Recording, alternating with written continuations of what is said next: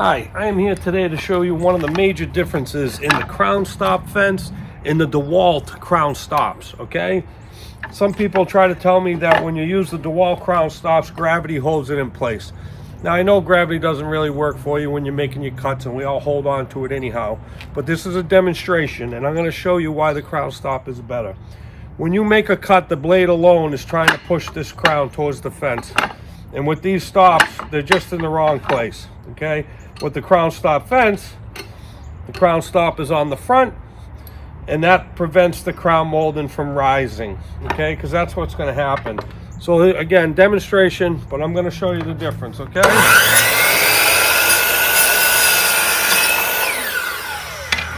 Okay, that's what happens when you cut.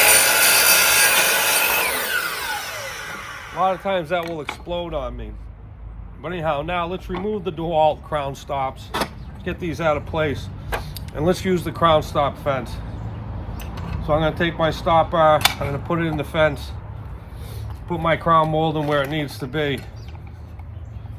Okay, and I'm going to show you now that gravity has nothing to do with it, okay? It's all about the blade. I can cut this all day long. The blade is keeping my crown against the fence. That's keeping my angle tight, everything tight to the saw. Okay? I can do this all day. There's no tape, there's no glue. Look at it, look at it, look at it push the crown back. Okay? You can see the crown moving. This is the better crown stop.